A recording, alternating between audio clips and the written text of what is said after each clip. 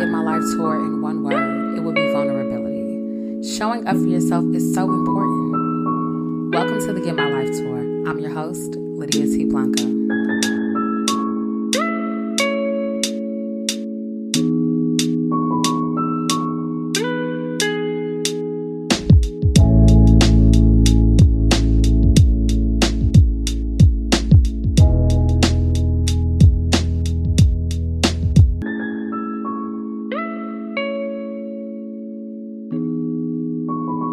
Hey, y'all, and welcome to the Get My Life tour. As always, I am hype because you decided to take center stage in your life and show up.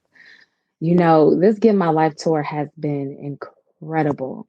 And what really blows my mind are the women who take center stage and just share so freely, and the ones who really live their lives in ways that allows us to all bloom and blossom with us. For that reason, I'm so excited about today because I have Talia Boone, who is the founder and CEO of Postal Petals. She is an executive leader. She is someone who is helping me get my life. And I'm so excited to have her center stage. Without further ado, help me welcome Talia. Hello, hello. Thank you for having me. I appreciate it. That was some intro. My goodness, thank you. You are welcome. You know, I didn't even want to rattle off your bio because you've done great things, but I always ask people, who are you in your own words? Who am I in my own words? I would say, to be honest, it probably doesn't have anything to do with my bio. It has everything to do with my heart and the people in my life. I would say that I am a compassionate person. I am a person who is an empath. I care deeply about people. I feel the feelings of other people. I try to be very intentional with my thoughts, my actions, my words. I try to be happy and a light to others and to myself. So who am I in my own words? I would say that I'm a mistress of manifestation, as my friends call me. I'm incredibly good at manifesting things. I am a chronic optimist, and I'm a believer in people. I'm a believer of people. I think that's probably it. I know that doesn't sound very corporate-y, but I am more involved in focused on who I am as a person than who I am professionally. And then it just all kind of starts to bleed together.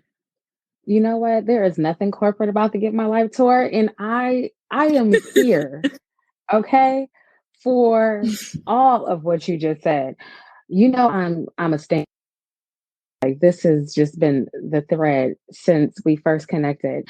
But a chronic optimist. I have never heard those two words positioned next to one another, but I adore that. You know, I always say how you live your life is your business. I feel like what you just shared is so in alignment with that. I'm lost for words. Well, you know what? I can't even take that. That's my friends call me that. I didn't even originate with that chronic optimism. That started with a friend who was like, "Girl, you are chronically optimistic. Like, can anybody ever do wrong in your eyes?" I'm like, they can, but I try to look at the heart of people, and I try to look at because I don't think anybody wants to be cruel. I don't think anybody wants to be mean. I don't think anybody wants to be, just no one wants to be the worst of themselves, right? But there is a sequence of events, sequence of things that have happened in their lives that have pulled them to create the very thing that in the very being that you see before them, right? That's the same for me. And so I just choose to, whenever possible, look at the bright side of every situation that I'm in, because there is a bright side and you have to focus on it, because the alternative is to focus on the negative. And then where would I be? Life is much better for me over here. It's because I choose to see joy. I choose to see the good in situations, the good in people. You know, I always will say that I would rather be guilty of extending too much grace than not enough. And if you start to, I've just found too, if you start to give people the grace that you want God to give you, you'll live a lot different. And so that's kind of where that optimist thing came from, because they just like, girl, you cannot be mad at no. I was like, I can be mad at people, but I also get over it fast, because you have to give I'm human. I get upset, but when you stop and really try to think about it, you realize that, we're all flawed. We're all flawed. And there's any number of things that we may not even realize is going on that have led people to a certain point or created situations to be what they are. So I don't even get caught up in the negative stuff. So with that, that's how they decided that I'm a chronic optimist. But you can take it, you can use it, have at it. Strive for it. Okay, so there are 3 things that came to mind. You have an incredible group of friends, because I read that they also call you a lovely onion because of how layered you are, which is dope. I feel like you and your friends need to drop a mixtape, because you guys have all of like this. Like, I love this. Okay, and then the second thing, I can't count clearly because I'm so excited. The second thing that came to mind is that you're not going to drop the mic that this early in the episode and then just pick it up and drop it again. We need this for the rest of our conversation. And then the third thing came to mind is that you are divine. And the reason why I say that is because of your outlook on life. And it makes me think of how you live your life, but also your business. Postal Petals. You just said that you always look for the positive, and I'm paraphrasing, right? But having this positive outlook on life. We've been in quarantine since March, and you were able to do something incredible with your positive outlook. Tell us more about Postal Petals and how you've really been able to plant seeds that have blossomed beautifully during this pandemic. Yeah, so thanks for asking that. Postal Petals, I am still in awe of this company, and I know that it is a divine gift that is otherworldly. It is not of me. So I want to say that straight away. This Postal Petals is far more than just me, in this natural life. But the way that it came to be is, like you said, we've been here in California at that point, we went on punishment early March, and by early May, it was starting to look like it wasn't going to be as temporary or as short-lived as we thought it would be. And so, for me, I've been arranging flowers for several years now, and it started. A good friend of mine was like, "Oh, you should come arrange flowers. I think you'll like it. It's really fun." And it took me a while to actually do it, but once I did, I found a lot of solace in it. I found it to be very peaceful.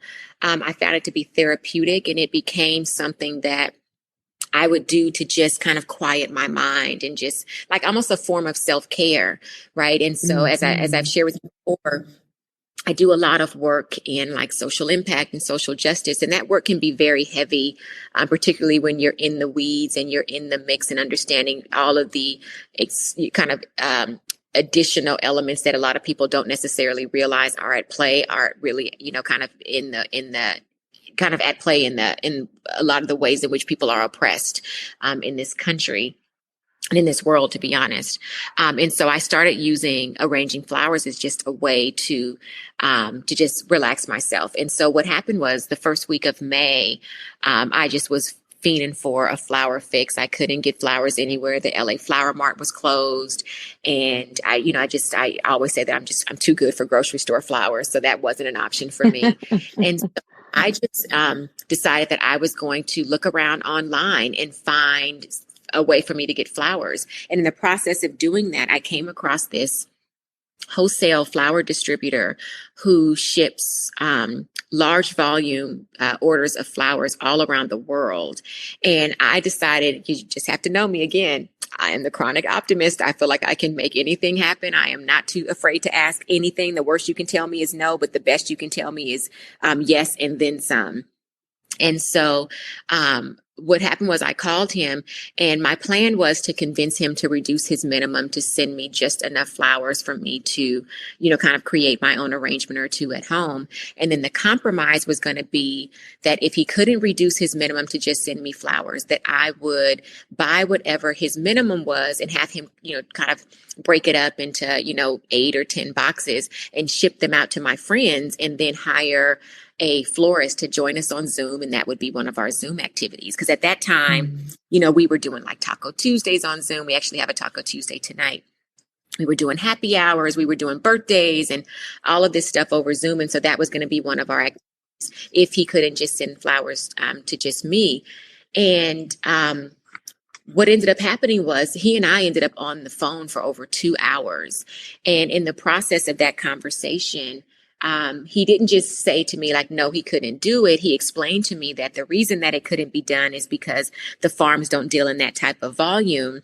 And that even if they could deal in that type of volume, the pandemic had so drastically impacted their day-to-day business because, a lot of these flower farms, they make a significant amount of their money on, large orders like weddings, event planners, florists, all of these things. And many of those live event activities had been on hold or canceled altogether because of the pandemic. And so he was just explaining that the farms were struggling and they were trying to find ways to survive, and that, there just wasn't space for, flower farms just don't do what I was looking for. And so in the process of talking to him, it just dawned on me. I was like, wow, I'm hearing you say that that there's not a business model for what I'm looking for that's a direct to consumer from the farms. In the way that I'm looking to do it. But then I also hear you saying that the farmers are suffering because the way in which they were used to doing business, which is these large volume sales, is no longer available to them, and that they are actively trying to find ways to get their product in the hands of consumers. And so I said, I'm realizing in that moment that was a hole in the marketplace that I might be able to fill, but also a really unique moment in time, an opportunity that I could take advantage of, because if the farms were in a place where they were trying to figure out a new way to get their product to market, and I could create that avenue to get those flowers in the hands of consumers all around the country, we could kill two birds with one stone. I could get my flowers at home anytime that I wanted, and they could get, access to a new revenue stream. And so that's kind of what my thought process was like all. And I immediately said to him, like, hey, do you think something like this could work? And he thought about it for a second, and he said, if you would have asked me this 4 months ago, a year ago, I would have said absolutely not, because there's no room for it in the flower industry. But because of the condition of the farms and the ways in which they are really desperate to get back on track, this might actually work. And so long story short, I went to work building out, kind of a wireframe. What would the brand look like? What would the business be like? And that was, like I said, the week before Mother's Day in May. And by July, I launched Postal Petals in beta, and we had almost 20 farm partners signed up. Incredible. Yeah. It's kind of it's amazing. I still don't understand how I got. If you would have told me a year ago that I would have this flower company, I would have told you, get out of here. Like, absolutely not. It's not at all. But then, but now it's a fully functioning company, and I can't believe it. It's beautiful to watch. And it's also, I'm finding that I'm getting the same peace in building this company of flowers that I was getting arranging them. And that to me has been beautiful, the most beautiful element of this whole thing. There's an affirmation that I love by Tony James, and she says, I will not allow my business to make me a busy mess. And as I build what I'm doing, and as you shared what you have, that's what comes to mind. That's the kind of peace I think a lot of us are looking for as we do what we love and what we've been called to do. Even when we don't have that, that idea of this thing being a calling at the forefront of our minds because it came out of nowhere. It also reminds me that there's a season for everything. Right? We never know what is going to happen tomorrow, and we make plans, and then pandemics happens, life happens, and we really do not know. But the fact that you were open, it is so beautiful. I feel like so many things are coming to mind. The last thing I'll share, right, is joy is a form of resistance. I think we've seen that a lot in your work, really focusing on goodness, getting people in Georgia organized, your work at Intersect, just with all of your marketing background, everything that you've done. You've been solving for so many problems, but the fact that you're solving for peace and joy is mind blowing, but it's also beautiful. Yeah. Wow, you know what? I did not think about it in the way that you said that, but and I appreciate that assessment. And considering it the way that you said it, it is beautiful. It is beautiful. It's peaceful. It's, there is something to be said about being able to do things that are in service of others and be able to make a living at the same time, right? Like I've always said, I believe in social entrepreneurship. I think it's incredibly important. I think that, just because you want to serve people does not mean that you should be broke. I think that, you can be very successful and also care about people, right? You can be successful and it also not have to be all about you. And so I've tried to live by that. And I also am really, really, I mean, when I tell you I am viciously intentional about protecting my peace. And you have to do that. You have to do that. It doesn't matter who you are, what you do, how you live. If you don't protect your peace, your world will be chaotic. It will absolutely be chaotic. And part of my peace comes from it not just being about me and caring for other people. There was a period of time before I launched Intersect where the agency that I ran was doing a lot of work. It was like brand strategy and partnerships, right? And so we did with sports and entertainment and corporate brands. And so brands would come to us and look for ways to partner with sports and entertainment assets as a means to promoting whatever product or service that they wanted to launch at the time. And for years I did that and it was fine. It was fun. It was, we'd be traveling around and we'd work on all these really cool campaigns. But after a while, I just kind of started to I wasn't moved by it because I started to realize that I was really just making people with money more money. And there was so much more that I could do with my talent, with my network, with the hours in my day. Right. And so that was when I kind of came to that realization, that's what put me on the journey to start Intersect, which is doing something that's very similar, but now instead of bringing together brands and sports and entertainment assets for product launches, we do it for social impact. And so that has been something that I've been really focused on for several years, really all of my life, to be honest, because my daddy was very much about, caring for other people. And, my grandmama used to say that too, like, you needs somebody, you got to always figure out how you can be of use to people, not to be used by people, not that you can't confuse them now. You don't go to be used, but you have to be of use, right? You have to be a vessel of hope, of kindness, of love to people. And I'm fulfilled right now because I feel like everything that I'm doing is in service, not just to myself, but to others, right? I don't feel like I'm putting product out in the marketplace that is going to be harmful to people. I don't feel like I'm, with selfish ambition, just pushing things out for the sake of making money. But I feel like I'm doing things that I really believe in. One, from Intersect, because I believe it's going to really help to change the lives of people who are unrepresented and underserved. But with Postal Petals, I feel like flowers are just happy, right? And people enjoy getting flowers anyway. But my hope is that once people start to get into arranging flowers, that they will also start to recognize the peaceful place that it brings, right? That meditative place that it brings, right? Like I've been so excited about this movement for mental health, right? And encouraging people to, be in therapy and to, take time for themselves, and how mindfulness is so important. And I just feel like Postal Petals plays in that space in a really beautiful way, almost like putting the medicine in the candy, so that so that by the time you realize why you love arranging flowers so much, you're already into it and you're already starting to find peace in it. Does that make sense? Absolutely.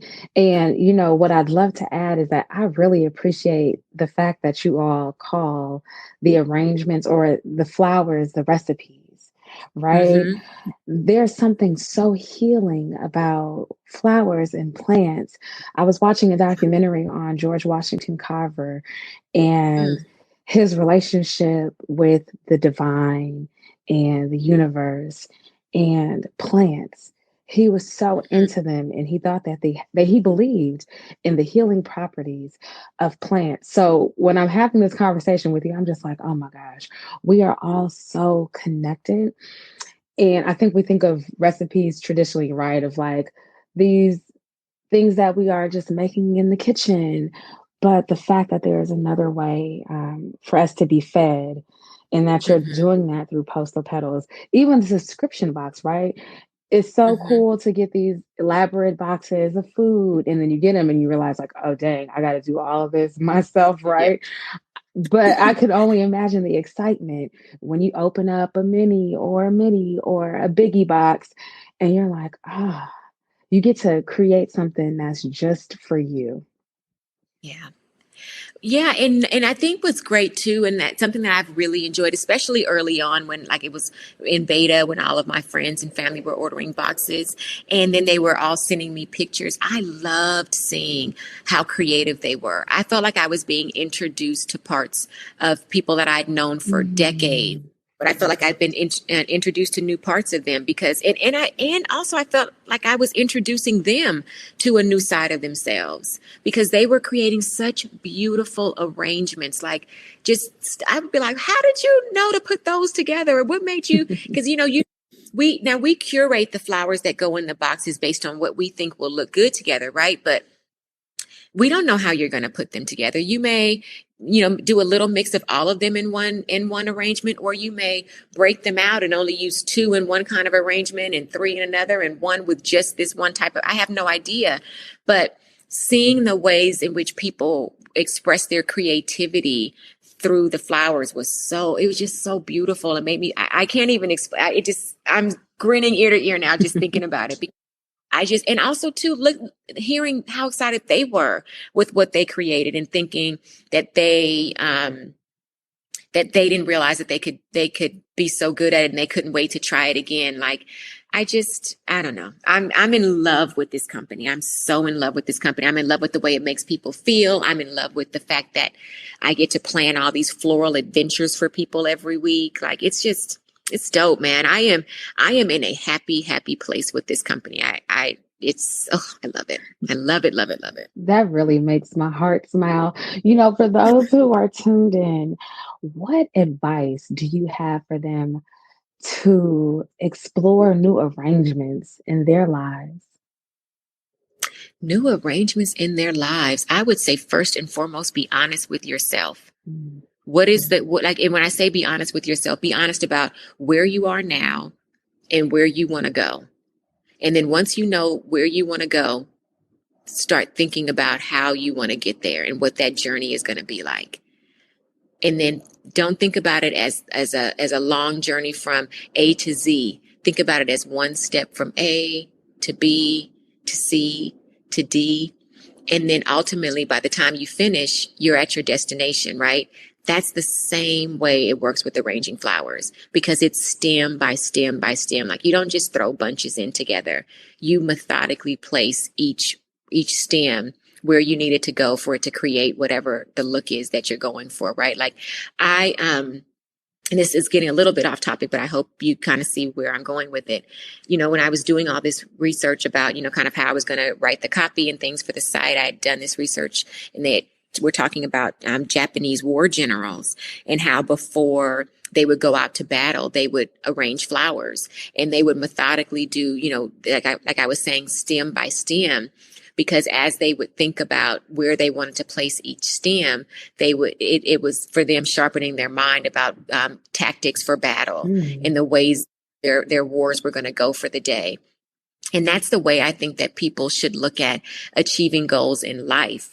And that's part of why I think for me, arranging flowers was always good for me, particularly in times of when I needed to sort through issues or when I needed to sort through, problems like, okay, how am I going to do this? How am I going to do that? Taking them some moments to really think about one stem at a time. And it makes things so much more attainable. It's all, to me, it's kind of akin to, first of all, thanks for bringing up gardening, because I think that there's a lot of similarities with the things that people who garden get out of the experience of gardening that I think people will get out of the experience of arranging flowers. But I feel like even in the process and the stillness of it, it also reminds me of kind of some of the elements that I feel like people get out of playing chess. Yes. Because it's really is just something that you're in yourself and you're thinking ahead. You got to be thinking steps ahead. So even in arranging flowers, you want to be present for time, but you also want to be thinking about, this one stem at a time, but there's these other stems that need to fit in. And if I put this here, this one should probably go there, right? Do you understand what I'm saying? I am envisioning a vase or a vase, depending on how fancy you are, right? In front of me. And I'm also thinking about the times that I've put arrangements together, that excitement, but also the thoughtfulness that has to go in there. You have to be very mindful of what you're doing, the water ratios, right? What actually goes together, how wide, the mouth of the vase is, and all these things. I'm just like, this is really good. You are something else. Oh, Thank you. you are Thanks, Liz. welcome. I'm just like, Make the girl feel special. why not, right? Why not give you your flowers? It is so important to have different ways to de-stress. We talked about therapy. We're talking about, the arrangements of our lives. But this to me is Postal Petals. Let me be very clear. I believe that Postal Petals is creating access for Black women, especially, to de-stress. And during this pandemic, I think a lot of us are reaching for so many things. And I think the simplicity and the beauty of arranging flowers can be really helpful. I don't think enough of us are thinking about it. Now, for those of us who aren't, able to get, luxury flowers from different places, I won't plug any stores, right? But going to a local grocer and being able to do what Talia is saying is helpful. I have gone to, different markets and I'm like, okay, I'm gonna be a little fancy, but I too am just like, let me go somewhere to a florist as well, right? But this is next level in our healing. And I really hope that and now feels like they have access to a different form of meditation and being and healing, quite frankly. You are getting people organized in Georgia. You are organizing people as they tune in. You are sending these beautiful reminders to be still and to relax.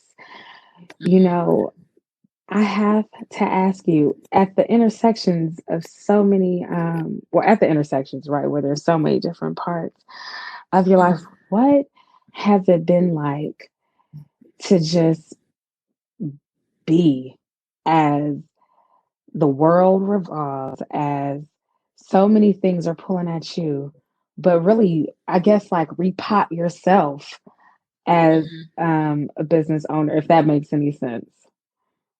So you're wondering, what is it that, like, during this time in particular, like, what is it that's keeping me sane and keeping me at peace? Yes, ma'am. Yes. So two things very easily is that I am in therapy twice a week. And it is so necessary just because there's a lot happening. There's a lot happening in the world, and there's a lot to talk about. There's a lot to work through.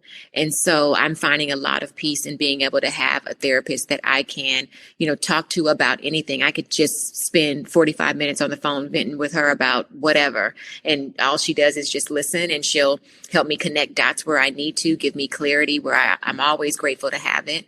And it gives me good perspective. And it also allows me to be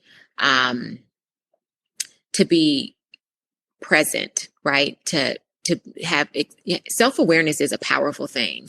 It's a very, very powerful thing. So I would say therapy first and foremost. And then the other thing that's been keeping me sane through this pandemic, to be honest, is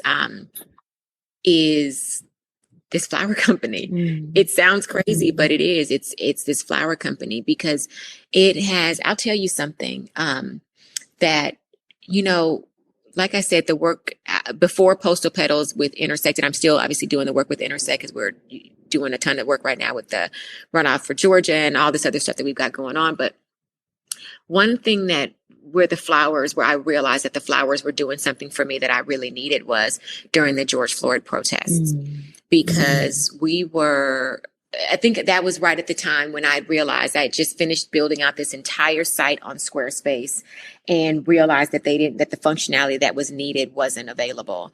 And I realized that I was going to have to spend the whole rest of that weekend basically building out or working with the developer to build out a new site. And what should have been a frustrating and maddening process for me, I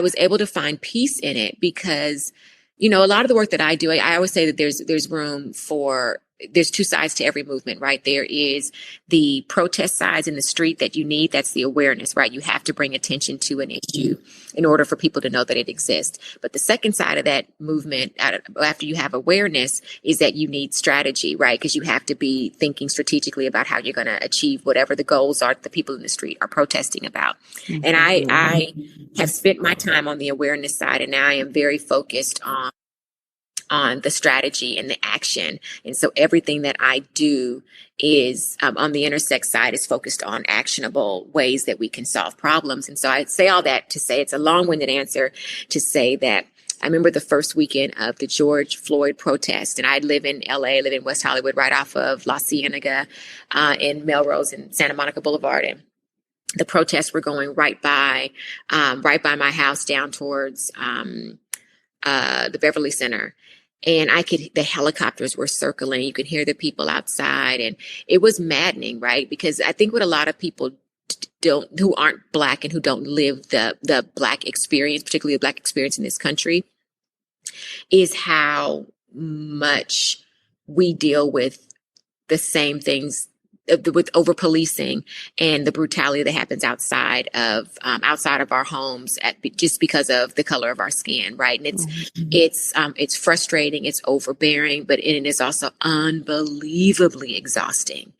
And in that moment of the weight of watching George Floyd be killed in the way that he was, and hearing the protests and the helicopters and all of these things going on around me, the only peaceful place that I could find was building the flower company.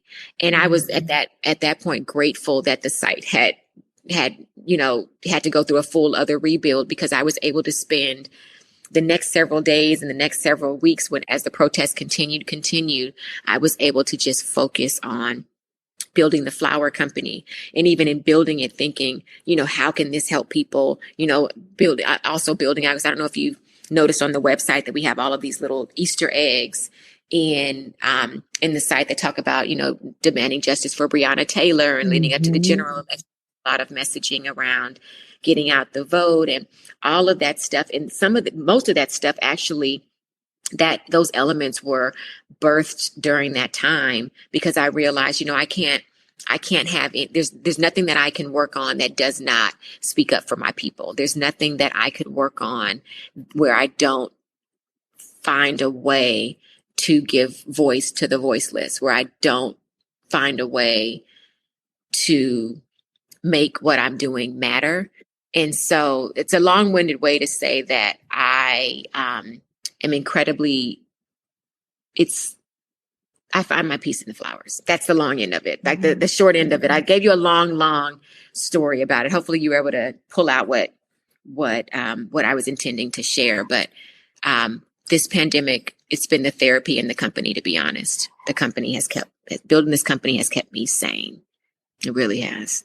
I am taking all of that. I also was on your blog.